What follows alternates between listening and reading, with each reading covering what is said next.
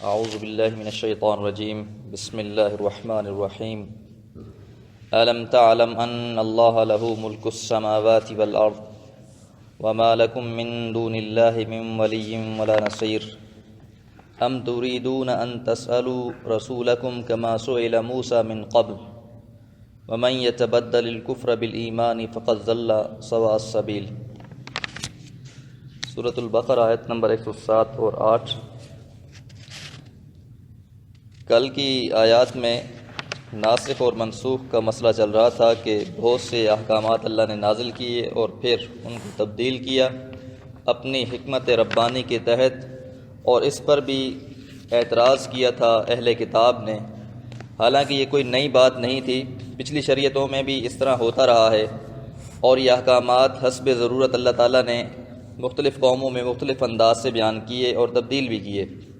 مثال کے طور پہ حضرت آدم علیہ السلام اور اماں حوا کے زمانے میں بیٹے بیٹیاں آپس میں بہن بھائی ہوتے تھے، لیکن پھر بھی ان کا نکاح جائز تھا کیونکہ کوئی اور انسان موجود نہیں تھے، لیکن بعد میں اسے حرام قرار دے دیا گیا۔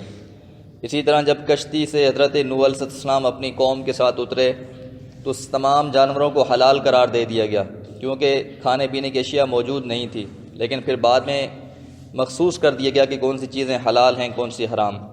اسی طرح بنی اسرائیل میں ہم یہ دیکھتے ہیں کہ حضرت یعقوب علیہ السلام کے دین میں دو بہنوں کے ساتھ بیک وقت ایک شخص نکاح کر سکتا تھا۔ حضرت یعقوب کے نکاح میں بھی دو بہنیں تھیں، لیکن بعد میں اس کو حرام قرار دے دیا گیا۔ تو یہ اللہ تعالیٰ کی اپنی حکمتیں ہیں، اللہ تعالیٰ کے اپنے راز ہیں اور اپنی اس کی معاملات ہیں۔ اس لیے اللہ فرما رہے ہیں علم تعلم، کیا تم نہیں جانتے، ان اللہ، بے شک اللہ تعالیٰ، لہو ملک السماوات، اسی کے لیے ہے بادشاہی آسمانوں کی، والارض، اور زمین کی بھی، کہ زمین و آسمان کا بادشاہ اللہ تعالیٰ ہی ہے۔ تو اللہ تعالیٰ ہی حاکم ہے، مطلق ہے، وہی مختار کل ہے، مخلوق میں ہیر پھیر کرنے والا، پیدائش کا حکم اختیار رکھنے والا ایک اللہ ہی ہے۔ جس طرح چاہے بناتا ہے، جسے چاہے نیک بخت بنا دے، جسے چاہے بد بخت بنا دے، جسے چاہے تندرستی عطا فرما دے، جسے چاہے بیماری عطا فرما دے۔ تو یہ احکامات سارے کے سارے اللہ تعالیٰ کے ہی ہیں، اس لیے فرمایا کہ بادشاہی اسی کی ہے۔ وما لکم، اور نہیں ہے تمہارے لیے، من دون اللہ، اللہ کے علاوہ، من ولی، کوئی بھی ولی، کوئی بھی ساتھی، کوئی ولا نصیر، اور نہ مددگار۔ تو اللہ تعالیٰ ہی ولی ہے، ایسا ساتھی جو ہر وقت انسان کا ساتھ دینے والا ہے۔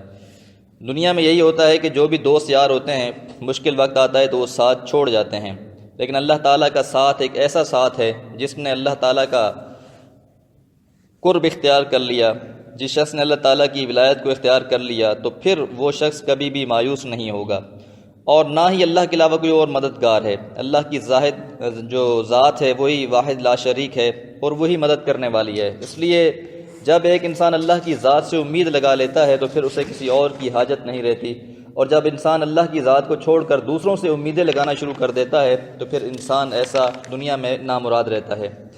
ام تریدون، یا تم چاہتے ہو، ان تسألوا، کہ تم بھی سوال کرو، رسولکم، اپنے رسول سے، کما سئل موسیٰ، جس طرح کے سوال کیے گئے موسیٰ علیہ السلام سے، من قبل، اس سے پہلے، کہ بنی اسرائیل مختلف سوال کیا کرتے تھے حضرت موسیٰ سے اور بے جا سوال کیا کرتے تھے، تو یہ بات پسندیدہ نہیں ہے۔ اس لیے نبی مہربان صلی اللہ علیہ وسلم نے فرمایا کہ مسلمانوں میں سب سے بڑا مجرم وہ ہے جو اس چیز کے بارے میں سوال کرے جو حرام نہ تھی، پھر اس کے سوال کرنے سے حرام ہو گئی۔ اسی طرح ایک اور حدیث، متفق علیہ حدیث ہے، نبی مہربان صلی اللہ علیہ وسلم نے فضول باتوں سے، مال کو ضائع کرنے سے اور زیادہ پوچھ گچھ کرنے سے منع فرمایا ہے۔ اسی طرح ایک اور حدیث میں نبی مہربان صلی اللہ علیہ وسلم نے فرمایا، جب تک میں کچھ نہ کہوں تم بھی نہ پوچھو۔ تم سے پہلے لوگوں کی سی بد خصلت نے ہلاک کر دیا کہ وہ کثرت سے سوال کیا کرتے تھے اور اپنے نبیوں سے اختلاف کرتے تھے۔ جب میں تمہیں کوئی حکم دوں تو اپنی طاقت کے مطابق بجا لاؤ، اور اگر منع کروں تو رک جاؤ۔ اور یہ آپ صلی اللہ علیہ وسلم نے اس وقت فرمایا جب لوگوں کو خبر دی کہ اللہ تعالیٰ نے تم پر حج فرض کر دیا ہے، تو کسی نے کہا، حضور، ہر سال آپ نے خاموشی اختیار کر لی۔ اس نے پھر پوچھا، آپ نے پھر خاموشی اختیار کر لی۔ اس نے تیسری بار بھی یہ سوال کیا تو آپ صلی اللہ علیہ وسلم نے فرمایا، ہر سال نہیں، لیکن اگر میں ہاں کر دیتا تو ہر سال فرض ہو جاتا اور پھر تم پر کبھی بھی اس حکم کو بجا نہ لا سکتے، یعنی اس حکم پر تم عمل نہ کر سکتے۔ تو یقینی بات ہے کہ ہر سال اگر حج فرض ہو جاتا تو یہ ناممکن ہو جاتا۔ اور حضرت انس رضی اللہ عنہ فرماتے ہیں کہ جب ہمیں آپ صلی اللہ علیہ وسلم سے سوال کرنے سے روک دیا گیا تو ہم حضور سے پوچھنے میں ہیبت کھاتے تھے، چاہتے تھے کہ کوئی بادیہ نشین ناواقف شخص آ جائے اور وہ آپ سے سوال پوچھ لے اور ہم سن لیں۔ اور حضرت برا بن عازب تو یہ فرماتے ہیں کہ کوئی سوال حضور سے کرنا چاہتا تھا تو سال بھی گزر جاتا تھا اور مارے ہیبت کے پوچھنے کی جرت نہیں ہوتی تھی کہ میں اللہ کے پیغمبر سے سوال کروں، اور چاہت ہوتی تھی کہ کوئی اعرابی شخص آ جائے، وہ اللہ کے پیغمبر سے سوال کرے اور ہمیں جواب پتہ چل جائے۔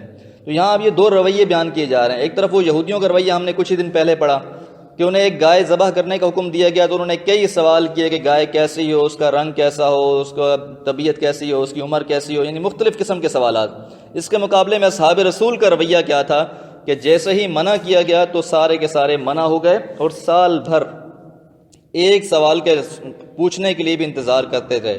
تو بہرحال صحابہ کرام نے اس چیز سے جو ہے وہ باز آ گئے۔ اور آج ہمیں اپنا بھی رویہ دیکھنا چاہیے کہ کیا ہمارے سامنے اللہ تعالیٰ کی کوئی حکم آ جاتا ہے، قرآن کی آیت مبارکہ ہم سن لیتے ہیں، پڑھ لیتے ہیں، نبی مہربان صلی اللہ علیہ وسلم کا صحیح فرمان ہمارے سامنے آ جاتا ہے تو ہم پھر کیا رویہ اپناتے ہیں؟ کیا ہم بھی کہتے ہیں کہ سمعنا واطعنا، ہم نے سن لیا اور ہم نے اطاعت کر لی، یا ہم اس میں بیجا سوال کرنا شروع کر دیتے ہیں کہ جس میں کیا ہے اور کیا نہیں؟ تو اس لیے پچھلی قوموں کی ہلاکت کا سبب یہی تھا کہ وہ بیجا سوال کیا کرتے تھے۔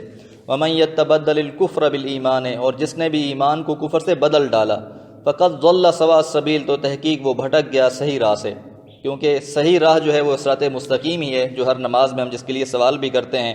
جب انسان ایمان کو کفر سے بدل دے گا تو وہ صراط مستقیم سے ہٹ جائے گا، اور جو انسان بھی صراط مستقیم سے ہٹ گیا وہ اپنی مراد سے ہٹ گیا۔ اللہ سے دعا ہے کہ اللہ تعالیٰ صراط مستقیم پر قائم رکھے۔ وما علیہ الا البلاغ۔